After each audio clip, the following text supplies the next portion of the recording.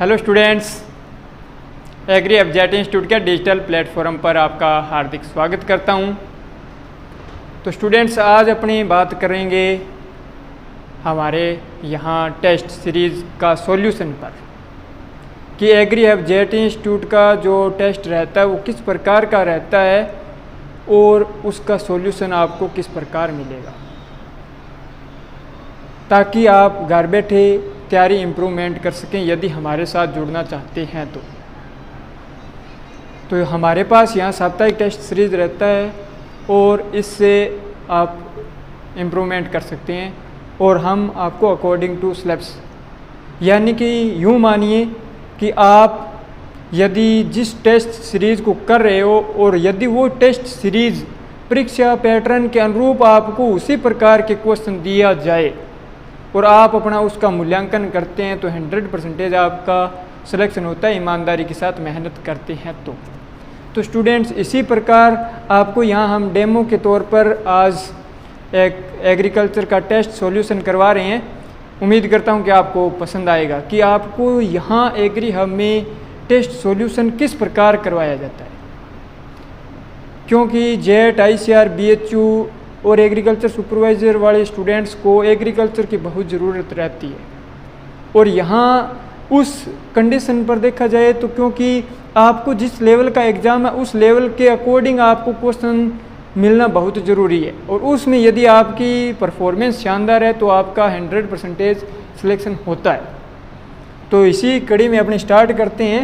आज यहाँ हमारा टेस्ट है एग्रीकल्चर का। चलो तो स्टूडेंट्स, अपने पास फर्स्ट क्वेश्चन क्या है कि पहले तो क्वेश्चन को बहुत ही ध्यानपूर्वक पढ़ना होगा और कई बार गलती कहाँ हो जाती है, गलती स्टूडेंट्स वहाँ हो जाती है कि स्टूडेंट्स को लगता है कि ये ऑप्शन गलत है, परंतु कई बार हो सकता है कि आपको उस क्वेश्चन के अकॉर्डिंग आपको उस टाइम में क्वेश्चन पर ऑप्शन सेलेक्ट करने होते हैं कि हाँ, इस क्वेश्चन के ये ऑप्शन मिले ना तो इसमें ये राइट माना जाएगा, ठीक है ना। तो इसके अकॉर्डिंग ही हम एग्ज़ाम तैयार करते हैं, क्योंकि रटने वाले स्टूडेंट्स बहुत कम सेलेक्ट हो पाते हैं, बजाय यदि आप सही तरीके से सोच समझकर एग्ज़ाम करते हो तो। यहाँ स्टार्ट करो। देखो यहाँ पर अपने पास क्या है कि निम्नलिखित में से राजस्थान का सबसे बड़ा एग्रो क्लाइमेटिक जोन है। और यदि कोई स्टूडेंट्स, न्यू स्टूडेंट्स ये लेक्चर देख रहे हैं तो स्टूडेंट्स हमारे ऐप पर आपको एग्रो क्लाइमेटिक जोन का पूरा लेक्चर मिलेगा। 2 लेक्चर हैं, रिकॉर्डेड हैं। आप वहां जाएं, प्ले स्टोर से ऐप डाउनलोड करें और उसके बाद में उस लेक्चर को देखेंगे तो यहाँ से जितने भी यदि कोई एग्ज़ाम में आते हैं एग्रो क्लाइमेटिक जोन के क्वेश्चन, तो आप किसी भी एग्ज़ाम में बैठो 100% आपका सही होगा। और एग्रो क्लाइमेटिक जोन में से हमेशा क्वेश्चन आते हैं, इस चीज़ को ध्यान में रखना। तो यहाँ एक क्वेश्चन आपके सामने मिला है कि सबसे बड़ा एग्रो क्लाइमेटिक जोन है। तो यहाँ स्टूडेंट्स आपको पैटर्न बताया जाता है। हो सकता है कि रोमन डिजिट में भी आपको क्वेश्चन मिल सकता है इस प्रकार का, हो सकता है आपको नाम पर दिया जाए, हो सकता है उसका क्षेत्रफल दिया जाए। तो यहाँ ध्यान रखना कि एग्रो क्लाइमेटिक जोन, यानी कि यहाँ पर अपने पास स्टूडेंट्स ऑप्शन आपके पास क्या है, यहाँ पर ऑप्शन है कि आर्द्र दक्षिणी मैदानी क्षेत्र, अर्ध शुष्क मैदानी क्षेत्र, यहाँ शुष्क मैदानी पश्चिमी क्षेत्र, या इसको दिया जा सकता है कि शुष्क पश्चिमी मैदानी क्षेत्र, ठीक है ना। और यहाँ दिया आपको अंतर्वर्ती मैदानी क्षेत्र। अब यहाँ देखो स्टूडेंट्स, ये अर्ध शुष्क आपको जो मैंने बताया ना ऐप में रिकॉर्डिंग क्लास, उसके अकॉर्डिंग आपको मिलेगा कि सीना चूजू, यानी कि ये सीकर, नागौर, चूरू, झुंझुनू का एरिया है। अंतर्वर्ती मैदानी क्षेत्र में स्टूडेंट्स आपके पास आ जाता है पाली, जालोर, सिरोही का एरिया, पाली, जालोर और सिरोही का एरिया। और यहाँ पर अपने पास स्टूडेंट्स आ जाता है आर्द्र दक्षिणी मैदान में डूंगरपुर, बांसवाड़ा, मेनली ये आ जाते हैं।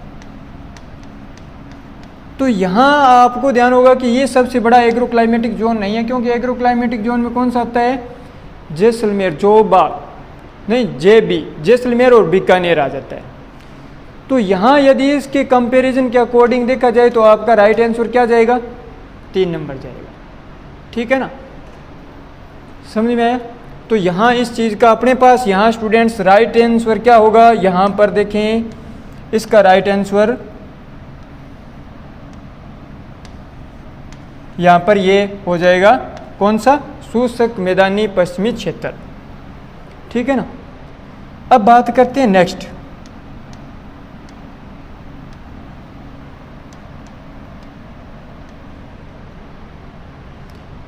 यहाँ पर फिर यहाँ टाइप बताया कि स्टूडेंट्स आपको क्वेश्चन एग्जाम में किस प्रकार मिल सकते हैं। हो सकता है कि आपको ये क्वेश्चन आ रहा होगा कि राष्ट्रीय बीज मसाला अनुसंधान केंद्र कहाँ स्थित हैं।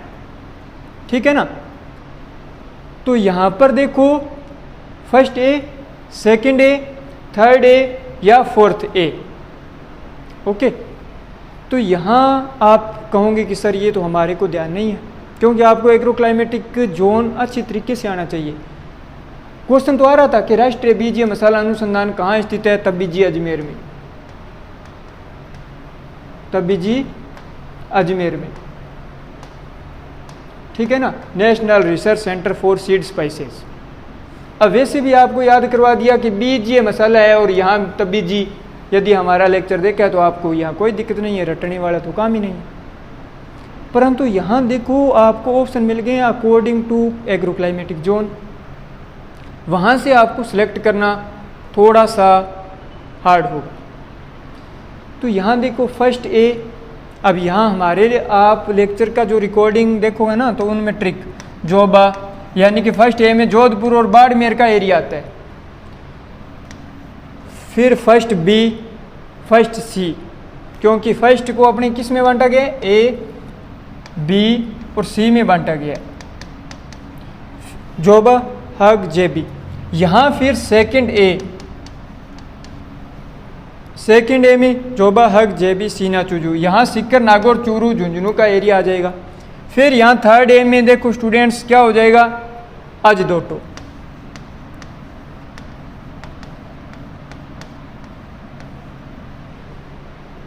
ठीक है ना। तो अजमेर, जयपुर, दौसा, टोंक यहाँ आ जाएगा। इसका अपने पास थर्ड ए होगा, फोर्थ ए में आपका नहीं है। ठीक है ना। तो इस प्रकार इसका राइट आंसर क्या हो जाएगा, यानी अजमेर, जयपुर, दौसा, टोंक, जोबा, हाग, जेबी, सीना, चूजू। यहाँ क्या आ जाता है, सेकंड बी में पाजासी, यानी पाली, जालोर, सिरोई। फिर यहाँ थर्ड ए में क्या आ जाता है, अजदोटो। तो अजमेर, जयपुर, दौसा, टोंक किस में आता है, थर्ड ए में आता है। हो सकता है कि आपसे क्वेश्चन यहाँ मिल जाए कि ARS दुर्गापुरा, यानी कि एग्रीकल्चर रिसर्च स्टेशन दुर्गापुरा किस एग्रोक्लाइमेटिक जोन में है, तो आप कहोगे कि सर थर्ड ए में है। तो आपको ध्यान रखना होगा।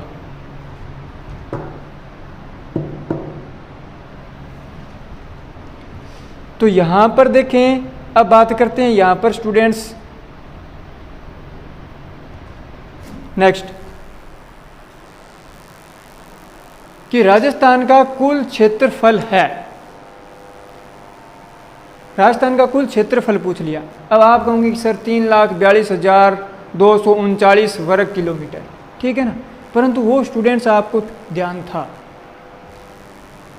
परंतु यहाँ क्वेश्चन क्या दिया है, यहाँ क्वेश्चन दिया है कि आपको मिलियन हेक्टेयर में दे दिया।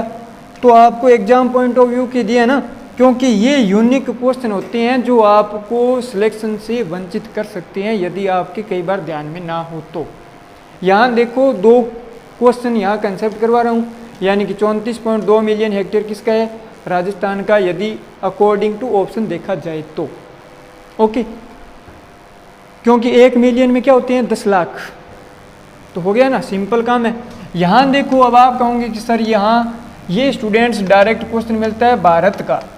यदि आपको पूछ लिया जाए कि भारत का कुल क्षेत्रफल होता है तो 329 मिलियन हेक्टेयर, बहुत इंपॉर्टेंट है, रिपीटेड क्वेश्चन रहता है, इस चीज़ को ध्यान रखना। ठीक है।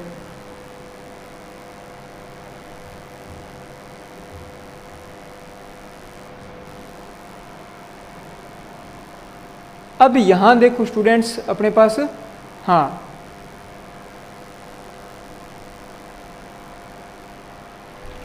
राजस्थान में सर्वाधिक, क्योंकि क्वेश्चन को मैंने बताया ना आपको बहुत ध्यानपूर्वक पढ़ना होगा। राजस्थान में सर्वाधिक स्थानों पर वर्षा किस मानसून से होती है? क्वेश्चन क्या दे दिया? स्थानों पर।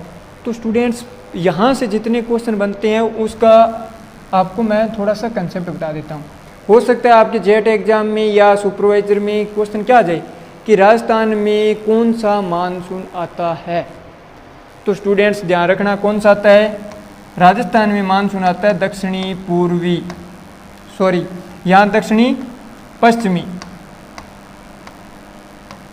पश्चिमी मानसून बारिश करता है।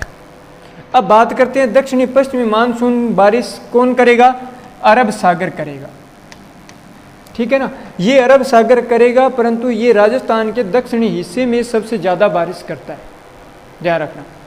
परंतु यहाँ पूछा है कि सर्वाधिक स्थानों पर वर्षा।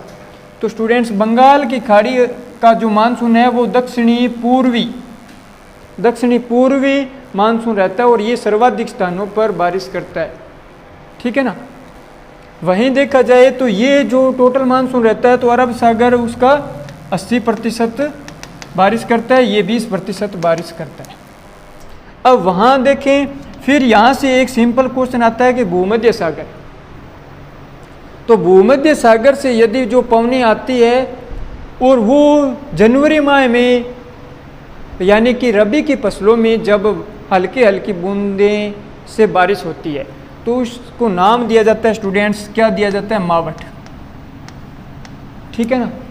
और ये मावठ यानी जो मावठ वर्षा होती है उस होने का कारण क्या होता है स्टूडेंट्स? पश्चिमी विक्षोभों के कारण, पश्चिमी विक्षोभ दिया जाता है, यानी कि वेस्टर्न डिस्प्रेशन के कारण ये बारिश होती है। यदि ऑप्शन में पश्चिमी विक्षोभ ना मिले तो स्टूडेंट्स यहाँ मिलता है कि भूमध्य सागर से आने वाली हवाओं के कारण बारिश होती है। तो इससे रिलेटेड मेरे हिसाब से तो इतने ही क्वेश्चन थे ताकि आपको इम्पोर्टेंट को एग्ज़ाम में देना पड़ता है। चलो अब बात करते हैं यहाँ पर स्टूडेंट्स नेक्स्ट क्वेश्चन की, यानी कि यहाँ आपके पास क्वेश्चन मिला क्या है कि सापेक्ष आर्द्रता रिलेटिव ह्यूमिडिटी को दर्शाया जाता है। तो स्टूडेंट्स ध्यान रखना, रिलेटिव ह्यूमिडिटी को किस में दर्शाया जाता है? प्रतिशत में दर्शाया जाता है। अब ह्यूमिडिटी कितने प्रकार की होती है? एक तो रिलेटिव ह्यूमिडिटी हो गया, 2 नंबर स्टूडेंट्स आपके पास ये रिलेटिव हो गया, तो यहाँ पर एब्सोल्यूट,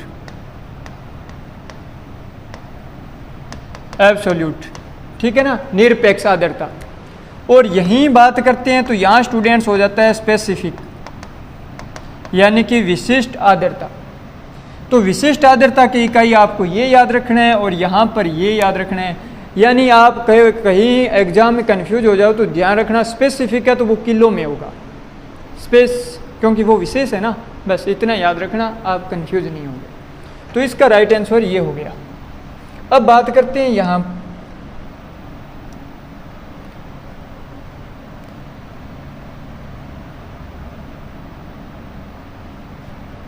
नेक्स्ट क्वेश्चन अपने पास स्टूडेंट्स। यहाँ कई बार स्टूडेंट्स यहाँ कंफ्यूज हो जाते हैं किस में कि सर क्लाइमेट शब्द किस भाषा का है।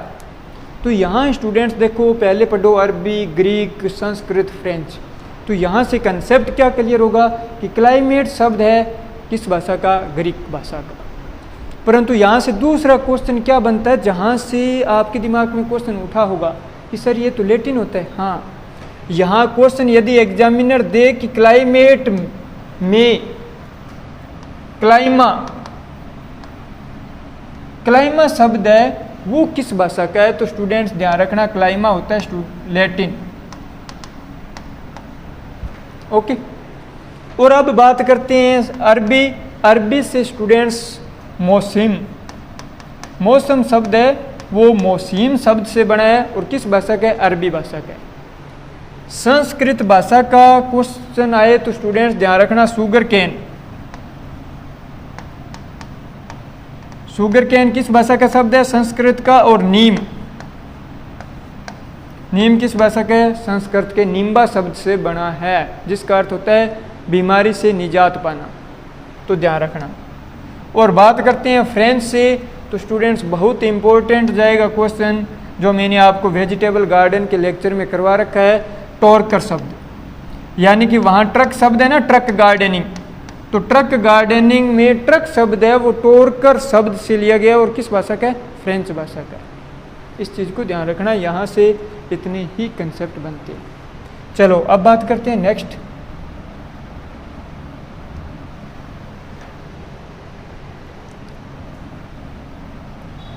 राजस्थान को कुल कितने कृषि जलवायु खंडों में बांटा गया? मैंने कहा ना कि एग्रो क्लाइमेटिक जोन बहुत इंपॉर्टेंट लेक्चर है, इसको आप देखें। यदि देख लिया तो एक क्वेश्चन आप 100% करोगे, कोई भी एग्जाम हो। यहाँ बात करते हैं राजस्थान को कुल कितने कृषि जलवायु खंडों में बांटा गया, तो स्टूडेंट्स 10 जलवायु खंडों में बांटा गया। और बात करते हैं भारत को, तो भारत को कितने 15 एग्रो क्लाइमेटिक जोन में बांटा गया। किसको? भारत को। समझ में आ गया? ठीक है ना, बस इतना ध्यान रखना।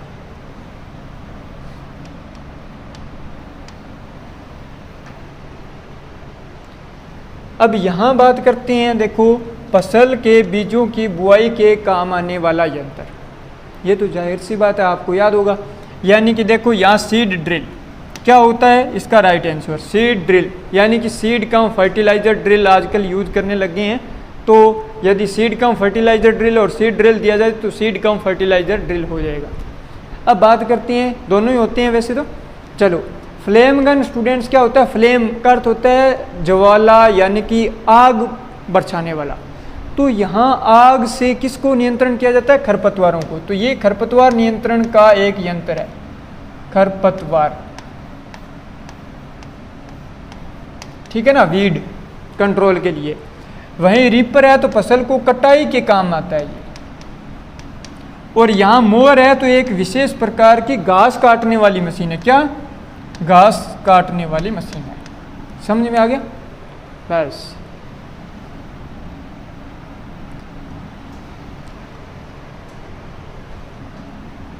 यहाँ देखो स्टूडेंट्स, क्वेश्चन है कि राजस्थान में तालाबों द्वारा सर्वाधिक सिंचाई होती है। जो नए स्टूडेंट्स हैं लेक्चर देख रहे हैं तो आप अनुमान लगाएं कि कहाँ होता है। आपका तैयारी कर रहे हैं घर बैठे तो किस लेवल पर है, क्योंकि एग्ज़ाम इसी लेवल का ही मिलता है। चलो राजस्थान में तालाबों द्वारा सर्वाधिक पूछा है, गंगानगर नहीं, गंगानगर में किसके द्वारा होती है? नहरों द्वारा होती है।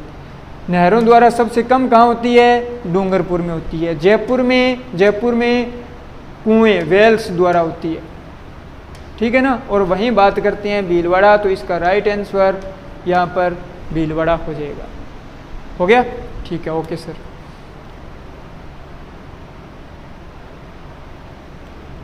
यहाँ स्टूडेंट्स बहुत ही शानदार क्वेश्चन, उम्मीद करता हूँ कि आप ये बहुत सोच समझ कर सही करोगे। निम्नलिखित में से सिंचाई निर्धारण की विधि, पहले तो मैंने बताया ना क्वेश्चन को ध्यानपूर्वक पढ़ना है, क्या नहीं है, सिंचाई निर्धारण की विधि नहीं है। अब आपको ध्यान होना चाहिए कि इरिगेशन, यहाँ क्या पूछा है?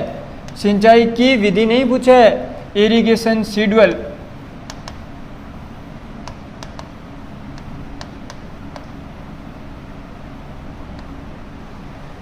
सिंचाई निर्धारण की विधि पूछी है तो स्टूडेंट सिंचाई निर्धारण किस प्रकार करते हैं? वाष्प और सर्जन अनुपात विधि, ठीक है ना। इवोपोरेशन ट्रांसपायरेशन मेथड भी काम में लेते हैं। मृदा नमी के आधार पर, यानी इसमें आपके पास दिया जा सकता है कि जिप्सम ब्लॉक मीटर, टेंशियोमीटर, ठीक है ना। तो यहाँ इस प्रकार के मीटर द्वारा, और यहाँ IW/CPE अनुपात विधि, ये एक वैज्ञानिक विधि है। यहाँ IW का अर्थ क्या होता है स्टूडेंट्स? इरिगेशन वाटर, और यहाँ क्यूमुलेटिव पोटेंशियल इवेपोट्रांसपायरेशन। CPE का अर्थ क्या होता है? Cumulative potential evapotranspiration. तो यहाँ ये सिंचाई की एक विधि है, नए की निर्धारण की विधि है। तो इसका राइट आंसर स्टूडेंट्स क्या हो जाएगा? यहाँ पर अपने पास ये इसका राइट आंसर हो जाएगा। हो गया?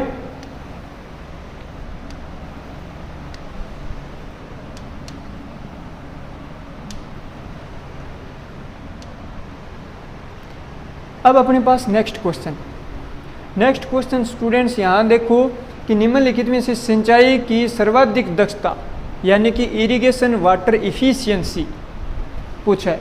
तो टैफून विधि है, टैफून स्टूडेंट्स नहीं है। टैफून क्या होता है, ये इरिगेशन का एक मॉडिफाइड विधि है। अब बात करते हैं ट्रिकल विधि या स्प्रिंकलर विधि या क्यारी विधि। तो यहाँ स्टूडेंट्स क्या है अपने पास, यहाँ देखो स्प्रिंकलर होता है फुहारा विधि, और यहाँ ट्रिकल होता है स्टूडेंट्स बूंद बूंद यानी कि ड्रिप मेथड। ड्रिप होता है तो ड्रिप में वाटर यूज एफिशिएंसी ज़्यादा होती है, कितनी, लगभग 70%, ध्यान रखना। और यहाँ बात करते हैं तो यहाँ 50% इस प्रकार रहती है। तो यहाँ इसका राइट आंसर 2 नंबर हो गया। ओके, क्वेश्चन आजकल रटने वाला गया कंसेप्ट, बता रहा हूँ बार बार, क्योंकि इस प्रकार के 1-2 क्वेश्चन मिलते हैं। यदि सिंचाई का पानी लवणीय हो, क्या सिंचाई का पानी लवणीय हो तो किस विधि का प्रयोग करेंगे, यानी कि कौन सी विधि सर्वाधिक उपयुक्त रहेगी, ये क्वेश्चन पूछा है। फ्लड मेथड या क्यारी मेथड या ड्रिप या फुहारा। तो स्टूडेंट्स इसमें यहाँ फ्लड नहीं होगा, क्यारी भी नहीं होगी, फुहारा भी नहीं होगा, ड्रिप विधि होगा। अब आप कहोगे कि सर ड्रिप क्यों होगा, तो क्यों का अर्थ यहाँ है कि स्टूडेंट्स सेलाइन यानी कि साल्ट की प्रवृत्ति होती है कि जब मृदा ऊपर की मृदा पर सूखने लगता है तो साल्ट ऊपर आने लगते हैं। तो यहाँ नियमित अंतराल से जड़ों में पानी डाला जाता है ताकि साल्ट नीचे ही रहें, ऊपर आ ना सकें। बस इसी कारण ये सबसे उपयुक्त विधि है। ओके,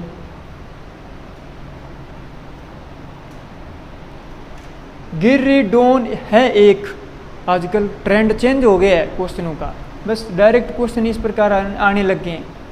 फसल बुआई का यंत्र, फसल बुआई का यंत्र या सिंचाई की विधि या जल निकास की विधि या खरपतवार का नाम। अब आप क्या करोगे, अब यहाँ देखो स्टूडेंट्स, ये क्या होती है, यहाँ ये नहीं होता है, सिंचाई की विधि नहीं होती है, खरपतवार का नाम नहीं होता है, तो सर ये क्या है, जल निकास की विधि। जल निकास की विधि से स्टूडेंट्स यदि क्वेश्चन आएगा तो डायरेक्ट इसी प्रकार आएगा। एक तो गिरिडीन हो सकता है, एक आपको डायरेक्ट पूछा जा सकता है कि हेरिंग बोन प्रणाली। क्या बोला नाम, हेरिंग बोन प्रणाली का संबंध है किससे है, बस ड्रेनेज से, वाटर ड्रेनेज, ठीक है ना, यानी कि जल निकास।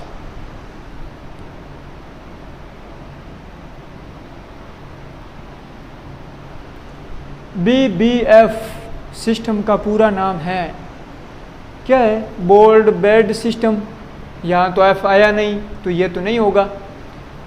ब्रॉड एंड फुरो सिस्टम, तो यहाँ ब्रॉड नहीं, ब्रॉड बेड एंड फुरो सिस्टम, हाँ ये हो जाएगा। 3 नंबर इसका राइट आंसर रहेगा। बोल्ड बेड एंड फुरो सिस्टम यानी कि ब्रॉड बेड दिया है। यहाँ स्टूडेंट्स देखो, बेड, ये ब्रॉड बेड यानी कि बेड की चौड़ाई ज़्यादा होनी चाहिए, फरो की गहराई उससे थोड़ा सा कम होना चाहिए। सर कितना, तो ध्यान रखें, ब्रॉड बेड दिया है तो यहाँ ब्रॉड बेड की चौड़ाई कितनी होनी चाहिए स्टूडेंट्स, 37.5 सेंटीमीटर। इंटू में क्या होता है, इंटू नहीं, यानी कि फरो की गहराई कितनी होनी चाहिए स्टूडेंट्स, 30 सेंटीमीटर। यदि बात करें ब्रॉड बेड एंड फरो की तो टोटल हो जाता है स्टूडेंट्स 67.5 सेंटीमीटर। सर इतना गहरा क्वेश्चन पूछेगा नहीं, बस आपको इतना ही पूछेगा कि BBF सिस्टम किससे रिलेटेड है, गेहूं से, ठीक है ना। एक FIRB भी तो आने लग गया अब नया सिस्टम, FIRB यानी कि फरो इरिगेटेड राइज्ड बेड, ये भी गेहूं से संबंधित हैं, ध्यान रखना। निम्नलिखित में से असंगत का चयन करें। क्या असंगत का, बीज का प्रकार बताना होगा स्टूडेंट्स। यहाँ क्या आपसे क्या पूछा है, बीज का प्रकार और यहाँ टैग। अब आप कहोगे कि सर यहाँ पर देखो, न्यूक्लियस सीड गहरा, फाउंडेशन सीड सफ़ेद, सर्टिफाइड सीड नीला और रजिस्टर्ड सीड बैंगनी। ये तो सब सर सही है, यानी कि सभी सही हैं? नहीं, यहाँ देखो न्यूक्लियस सीड पर नहीं होता है स्टूडेंट्स, ब्रीडर सीड पर होता है। किस पर होता है? सुनहरा पीला यानी कि गोल्डन येलो रंग का टैग किस पर होता है? ब्रीडर पर, प्रजनक बीज, प्रजनक बीज पर होता है। समझ में आ गया ना? तो बस ये आपका असंगत है, 1 नंबर हो जाएगा कंप्लीट। हाँ,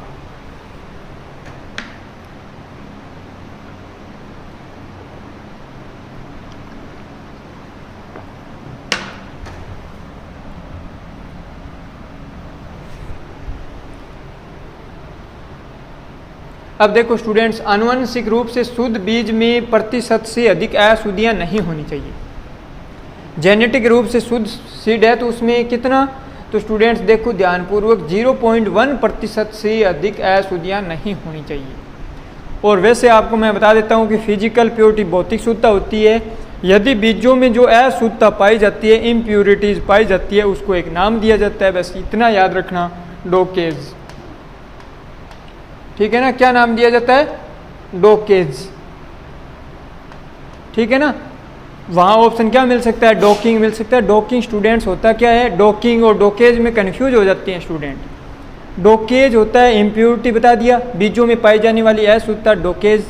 डॉकिंग होता है स्टूडेंट्स भेड़ की पूंछ काटना, वो होता है डॉकिंग। ओके सर, पशुपालन भी तैयार करना पड़ेगा। हाँ,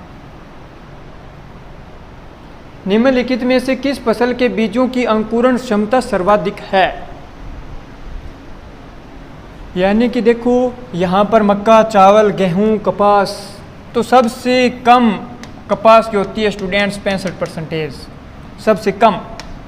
और सर्वाधिक होती है स्टूडेंट्स मक्का की, कितनी? 90%। समझ में आ गया? गेहूं की होती है 85%, चावल की होती है 80%। सर चारों ऑप्शन पर ध्यान रखना होगा। हाँ, बस आपका राइट आंसर मेज, मक्का हो जाएगा। ओके,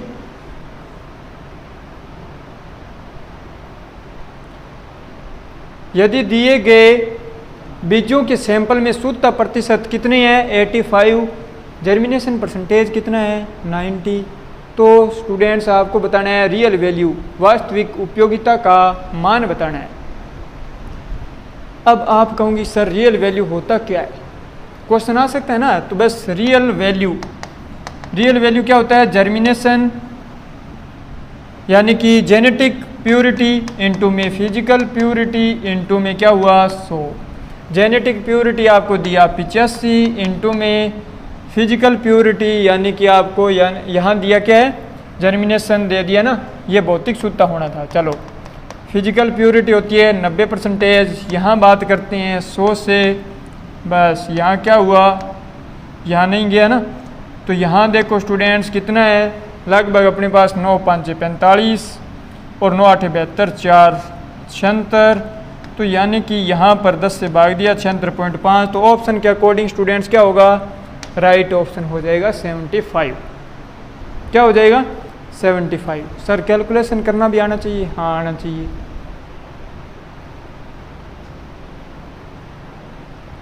अब देखो निम्नलिखित में से टेट्राजोलियम परीक्षण का संबंध है, या हो सकता है क्वेश्चन किस प्रकार नया बन जाए कि निम्नलिखित में से इससे संबंधित परीक्षण है, तो आपको परीक्षण के नाम याद करेंगे।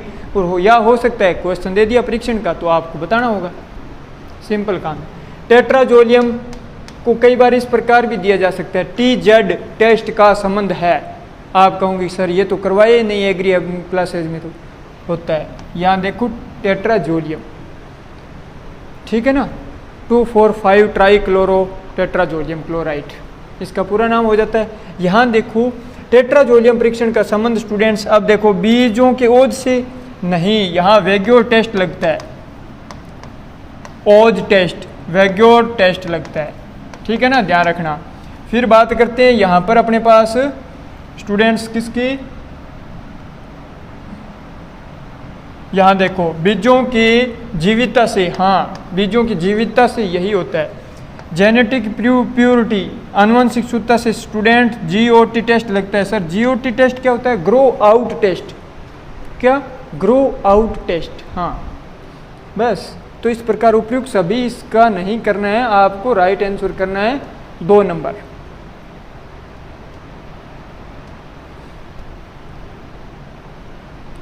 मक्का में प्रमाणित बीज हेतु न्यूनतम पृथक्करण दूरी, न्यूनतम पृथक्करण दूरी, मिनिमम आइसोलेशन डिस्टेंस पूछा है, किसके लिए? सर्टिफाइड सीड के लिए। देखो स्टूडेंट्स, यहाँ कितना मक्का का दिया, तो मक्का में 400 होता है फाउंडेशन के लिए और 200 होता है स्टूडेंट्स सर्टिफाइड के लिए। तो यहाँ अपने पास राइट आंसर 3 नंबर हो गया। यदि बात करते हैं क्रॉस पॉलिनेशन क्रॉप की, जैसे क्या कुकरबिट्स में 1000 होता है, तो यहाँ ध्यान रखना।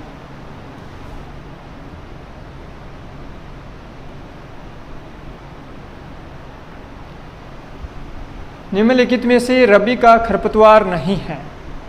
क्या पूछा है? रबी का खरपतवार नहीं है। सत्यानाशी कब होता है? सत्यानाशी सरसों का है। हाँ सर, सरसों का। तो सरसों कब होती है? रबी में। तो रबी का तो है ना। प्याजी, प्याजी सर चने का है। हाँ, बस इस प्रकार हो गया। बथुआ, बथुआ सर गेहूं का है, तो रबी में। हाँ, तो बचा क्या? 3 आपको आ रहा है, तो बस बिना टेंशन लिए 4 नंबर ऑप्शन कर सकते हो। जंगली चौलाई एमेरेंथस विरिडिस, ये क्या होता है? खरीफ का खरपतवार है। हो सकता है आपको सिंपल क्वेश्चन दिया, परंतु एग्जाम थोड़ा सा हायर लेवल का है, तो क्या हुआ? बॉटनिकल नेम आ गए। सत्यानाशी आर्जिमोन मैक्सिकाना, एस्पोडिलस टेन्यूफोलियस, बथुआ चिनोपोडियम एल्बम, खर बथुआ चिनोपोडियम मुरेल। बस यहाँ एमेरेंथस विरिडिस। तो आपको सिलेक्ट करना होगा।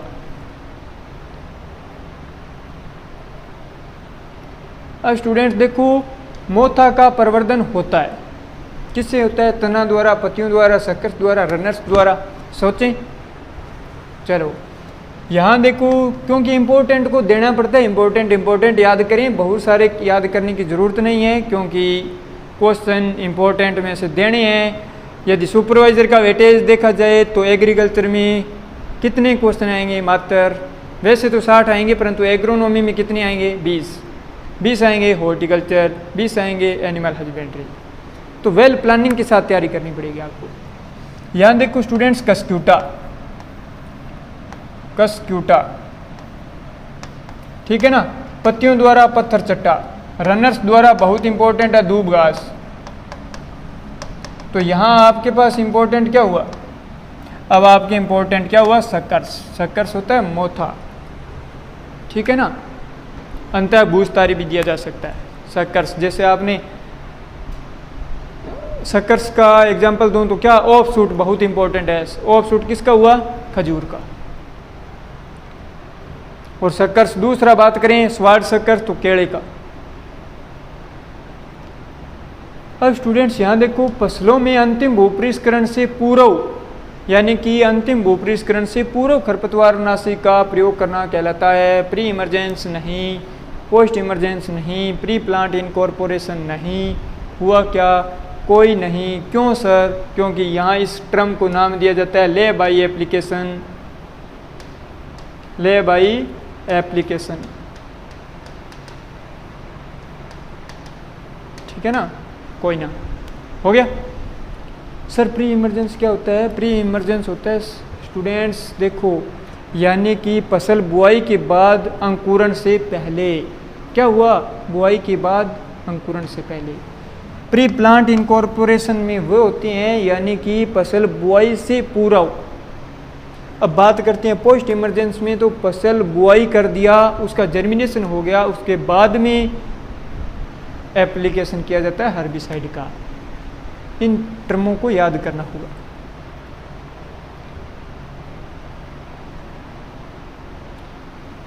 भारत में सर्वाधिक प्रयोग में लिया जाने वाला पेस्टिसाइड है स्टूडेंट्स, क्या होता है? भारत में सबसे ज़्यादा कौन सा होगा? इंसेक्टिसाइड होगा। इंसेक्टिसाइड, फिर फंजीसाइड, फिर क्या हो जाता है? हर्बिसाइड। और बात करते हैं विश्व में, तो विश्व में स्टूडेंट्स क्या रहता है? विश्व वर्ल्ड में अपने पास रहेगा यहाँ पर हर्बिसाइड, फिर फंजीसाइड, फिर इंसेक्टिसाइड। ओके, तो इस प्रकार ध्यान रखना।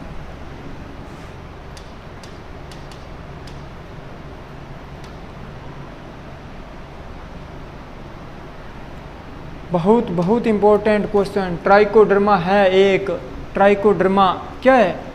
कवक है, एक पैरास्टोइड है या वायरस है या बैक्टीरिया है। तो स्टूडेंट्स यहाँ ट्राइकोडर्मा क्या है? कवक है। और ट्राइकोग्रामा आ जाए, क्या नाम लिया? ट्राइकोग्रामा। ट्राइकोग्रामा स्टूडेंट्स होता है एक पैरास्टोइड, अंड परजीवी। आप ये एक कवक होता है Trichoderma. Trichoderma harzianum, Trichoderma virens. तो ये क्या? वीरेसेंस क्या होता है? ये अपने बीज उपचार में काम में लेते हैं, तो एज एक कवक होता है, ठीक है ना। और वहीं बात करते हैं तो जैविक नियंत्रण में किसका? वायरस का लेते हैं, न्यूक्लियस पोलोहाइड्रस वायरस, NPV कितना? 250 LE। आपने इस प्रकार लिखा होगा, मिला है ना। किसके लिए होता है स्टूडेंट्स? ये होता है चने की सुंडी के लिए। सर चने की सुंडी यानी कि ग्राम कैटरपिलर हेलिकोवर्पा आर्मीजेरा के लिए होता है, ठीक है ना। और यदि जीवाणु का प्रयोग लेते हैं तो किसका लेते हैं? BT का, बैसिलस थुरिएंसिस का। तो इस प्रकार आपको याद करने होंगे, हो जाएगा ना। सर आप पढ़ाओगे, होगा नहीं, ऐसा हो नहीं सकता। हाँ, निम्नलिखित में से वनस्पति कीटनाशी का उदाहरण नहीं है। यहाँ इस प्रकार के क्वेश्चन आपको कंफ्यूज कर सकते हैं। और सिलेक्शन और नो सिलेक्शन में मात्र 1 नंबर का डिफरेंस रहता है। दुनिया किस में जवाब मांगती है? हाँ या ना, सिलेक्शन हुआ या ना। बस आपको इसी बात को प्रूव करने के लिए कि हाँ मेरा होगा, तो उसी लिए मेहनत करना होगा। चलो, निम्नलिखित में से वनस्पति कीटनाशी का उदाहरण है। वनस्पति की कीटनाशी का उदाहरण नहीं है।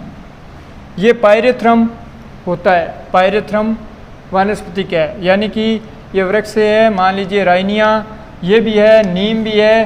कोलेगो है स्टूडेंट्स, ये नहीं है। कोलेगो होता है माइको हर्बिसाइड। ये पहली बात है, इंसेक्टिसाइड नहीं है। कोलेगो क्या होता है?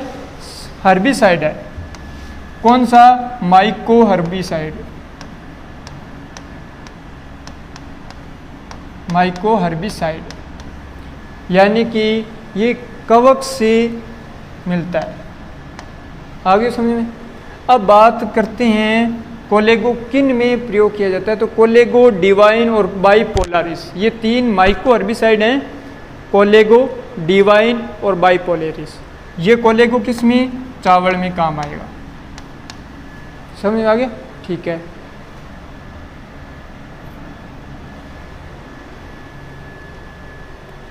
पौधों में पर्णहरित हेतु उत्तरदायी पोषक तत्व है। पर्णहरित यानी कि स्टूडेंट्स क्लोरोफिल के लिए, क्लोरोफिल के लिए उत्तरदायी पोषक तत्व है सर कैल्शियम या मैग्नीशियम या जिंक या आयरन। तो यहाँ स्टूडेंट्स मैग्नीशियम, Mg। और यदि स्टूडेंट्स बात आ जाता है कई बार कि क्लोरोफिल के लिए, क्लोरोफिल के लिए क्या? संरचनात्मक पोषक तत्व कौन सा होता है? तो स्टूडेंट्स ध्यान रखना, मैग्नीज, ठीक है ना। और ये क्लोरोफिल हेतु उत्तरदायी है, रिस्पॉन्सिबल है मैग्नीशियम, यानी कि मैग्नीशियम के कारण ही पत्तियां हरी होती है। यदि मैग्नीशियम को हटा दिया जाए तो क्या? फोटोसिंथेसिस नहीं होगा, क्लोरोफिल नहीं होगा, तो खत्म हो जाता है। तो इतना इम्पोर्टेंट। हाँ, निम्नलिखित में से पादपों में अचल, क्या पूछा है? पादपों में अचल यानी कि इमोबाइल,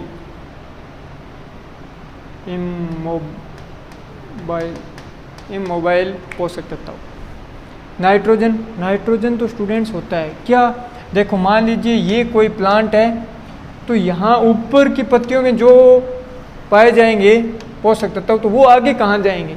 नीचे तो आ नहीं सकते, आगे कहाँ जाएंगे? कहाँ जाएंगे? कहीं नहीं जाएंगे।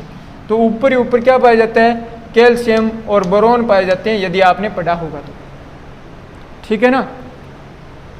तो यहाँ कैल्शियम क्या होता है? पादपों में अचल पोषक तत्व होता है। और यदि बात करें कि पादपों में सबसे अधिक चल पोषक तत्व तो गतिशील चल यानी गतिशील तो नाइट्रोजन।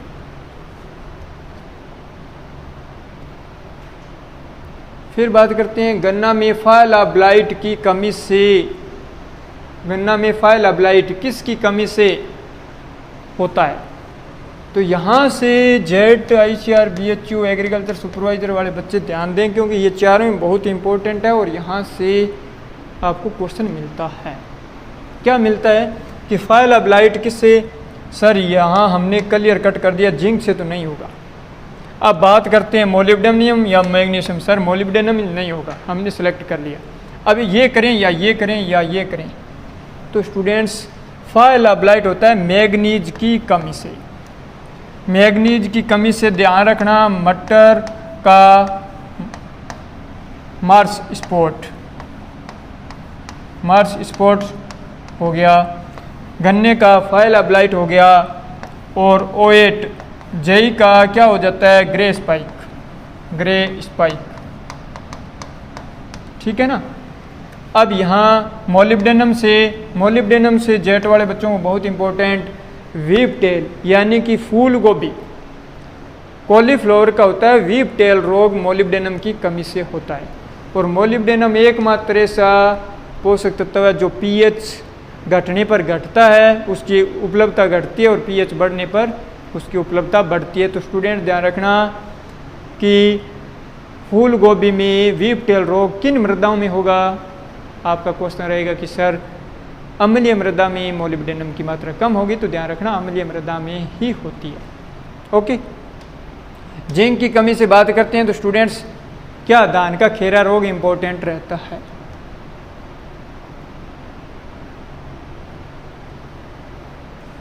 अब वहीं बात करें निम्नलिखित में से असहजीवी जैव उर्वरक का उदाहरण क्या नहीं है? क्या नहीं पूछा है? असहजीवी यानी कि सिम्बायोटिक और नॉन सिम्बायोटिक होता है ना, तो नॉन सिम्बायोटिक का उदाहरण नहीं है। तो पूछा क्या है? सिम्बायोटिक का। तो सिम्बायोटिक यानी कि राइजोबियम क्या होता है? सिम्बायोटिक होता है। नॉन सिम्बायोटिक का उदाहरण नहीं है, बस राइजोबियम। ये क्या होता है? नॉन सिम्बायोटिक एजेटोबैक्टर किस में? एजेटोबैक्टर गेहूँ में। एजोस्पाइरिलम किस में? मेनली गन्ना में। ठीक है। ये दोनों ही बात करें क्लासिफिकेशन के अकॉर्डिंग तो स्टूडेंट्स ये क्या होते हैं? वायवीय यानी कि एरोबिक वायवीय।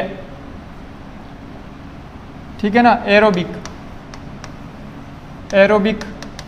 और इसका बात करते हैं तो क्लास्ट्रेडियम होता है स्टूडेंट्स नॉन एरोबिक अवायवीय। इतना क्वेश्चन मिल सकता है।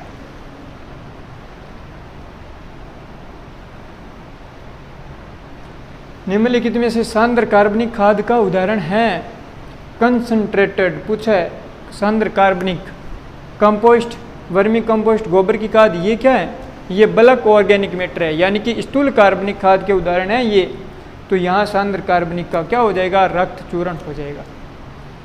और ज़्यादा नहीं स्टूडेंट्स, मैं FYM में कई बार बच्चों का क्वेश्चन रहता है, गलती हो जाती है। FYM में ध्यान रखना NPK कितना होता है? NPK तो यहाँ 0.50, 0.25, 0.50 टोटल जोड़ देखा जाए तो 1.25 आना चाहिए आपके पास। इस प्रकार ध्यान रखना, क्योंकि या तो स्टूडेंट गलती कहाँ करते हैं? 25, 50, 25 करेंगे तो वो तो क्या हो जाएगा? आपके पास 100 ही हो जाएगा, परंतु ये होना चाहिए।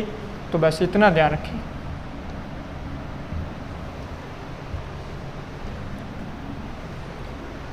कपास की खली में नत्रजन।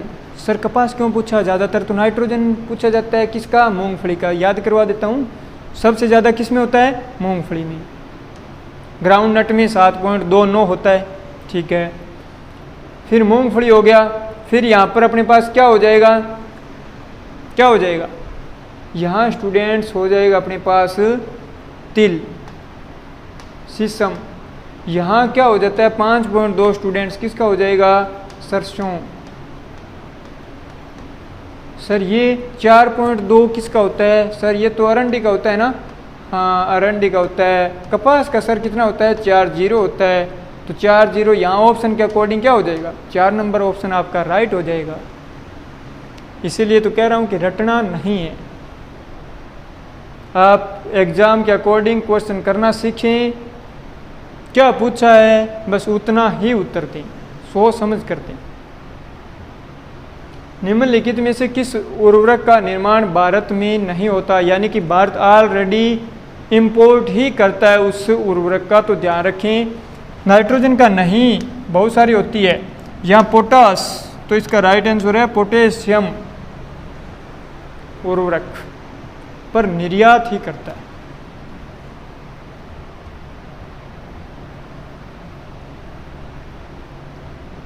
निम्नलिखित में से अमोनिया क्लोराइड, अमोनियम क्लोराइड का अम्लीय तुल्यांक प्रतिशत होता है।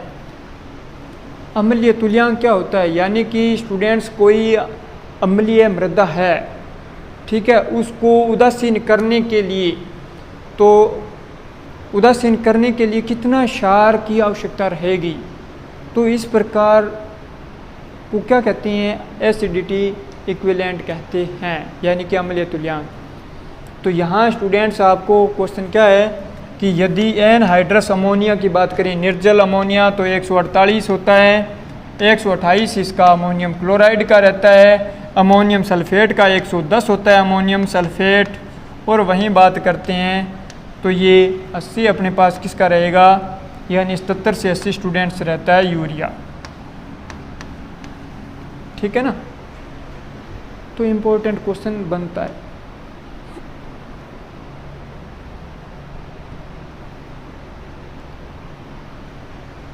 यहाँ देखो स्टूडेंट्स, धान की प्रथम बोनी भारतीय किस्म है, धान की प्रथम बोनी भारतीय किस्म है।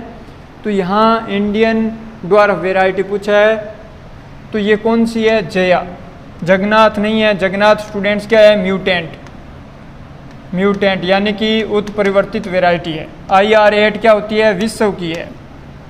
और यहाँ पूसा 2 से 21 सीधी बुआई हेतु उपयुक्त होती है, पूसा 2 से 21 बाला। तो ये इंपॉर्टेंट इस प्रकार याद रखना होगा, क्योंकि 11 जुलाई को एग्ज़ाम संभावित है ना, फिक्स है आज के डेट तक, तो इसलिए आप तैयारी करें। गेहूं के टुंडू रोग से संबंध सूत्रकृमि हैं, टुंडू रोग से डाइटाइलेंचस एंगस्टस या मेलेडोगाइना एंगोकिनेटा, एंगुइना ट्रिटिसा या ग्लोबोडेरा रोस्टोकाइनेंसिस, ठीक है ना। ये तो स्टूडेंट्स डाइटाइलेंचस एंगस्टस किसका है, धान का उफरा डिजीज, धान का उफरा। जौ का सूत्रकृमि मेलेडोगाइनी स्पीसीज हो जाता है। एंगुइना ट्रिटिसाई क्या होता है, गेहूं का टुंडू रोग, तो इसका राइट 3 नंबर। ग्लोबोडेरा रोस्टोकाइनेंसिस किसका नाम है, ये होता है स्टूडेंट्स गोल्डन निमेटोड। आलू का होता है, आलू का सुनहरा सूत्रकृमि, आलू का गोल्डन निमेटोड। गोल्डन से क्या हुआ, ग्लोबोडेरा रोस्टोकाइनेंसिस। अब यहाँ देखो काबुली चने की बीज दर किलोग्राम प्रति हेक्टेयर है, इंपॉर्टेंट क्वेश्चन है, ध्यान रखें स्टूडेंट्स। तो इसमें 30 से 40, 50 से 60, 60 से 80, 80 से 100, तो इसका राइट आंसर 80 से 100। देसी का ये हो जाएगा देसी में, ठीक है ना। यहाँ 30 इंटू 10, 45 इंटू 15 क्या रखी जाती है, स्पेसिंग सेंटीमीटर में है ये।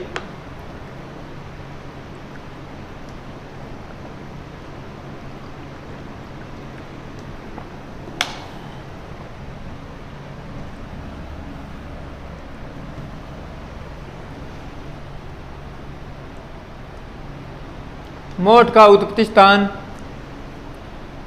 भारत है, अफगानिस्तान है, चीन है, अफ्रीका नहीं, यहाँ मोठ का भारत है। अफ्रीका स्टूडेंट्स किस किस का है, तिल का है, चमड़ा का है, ठीक है, बाजरा का है, ज्वार का है, तो इस प्रकार ध्यान रखना। अफगानिस्तान स्टूडेंट्स किसका हो जाएगा, कुसुम का हो जाएगा, गाजर का हो जाएगा। चीन बहुत इंपॉर्टेंट रहता है सोयाबीन का, किसका, सोयाबीन का।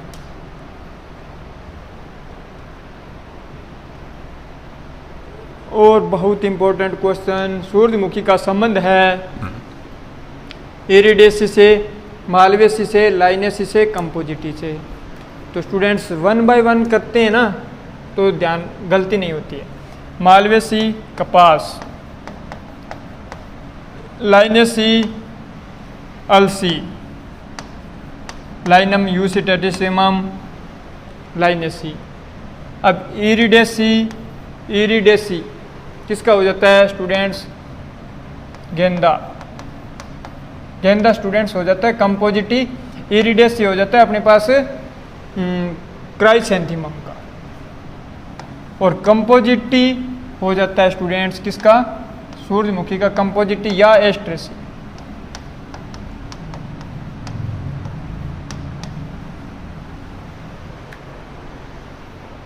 ठीक है, ओके। अब तिल के तेल का लंबे समय तक खराब नहीं होने का स्टूडेंट्स कारण बताना है आपको क्या होता है। लिनोलिक अम्ल सबसे ज़्यादा स्टूडेंट्स होता है कुसुम में, ध्यान रखना 77-78% होता है। यहाँ सिसेमोल के कारण ही है, बस तिल में सिसेमोल के कारण। जेट वाले बच्चों को तो तिल का कुल पूछा जाता है, डायरेक्ट क्वेश्चन। तिल का कुल होता है स्टूडेंट्स पेडेलिएसी। टेनिन किस में पाया जाता है? आंवला की छाल में पाया जाता है। और ऑक्सीडेशन के कारण स्टूडेंट्स सूरजमुखी के तेल को भंडारण किया जाता है, क्योंकि ऑक्सीडेशन के कारण खराब नहीं रहता है। ओके, तो उम्मीद करता हूँ कि ये हमारा इस प्रकार का एग्ज़ाम रहता है, स्टूडेंट्स को सॉल्यूशन करवाया जाता है। यदि नए स्टूडेंट्स हमारे से जुड़ना चाहते हैं तो आपको लाइव क्लास भी जल्द ही प्रोवाइड करवाएंगे। आप संस्थान के दिए गए नंबर पर कांटेक्ट कर सकते हैं, और हमारा जो हमने आपको बता दिया कि ऐप आप डाउनलोड करें। ऐप में आपको क्लासें मिलेगी। उम्मीद करता हूँ कि आपको वो भी बहुत शानदार लगेगी। Thank you.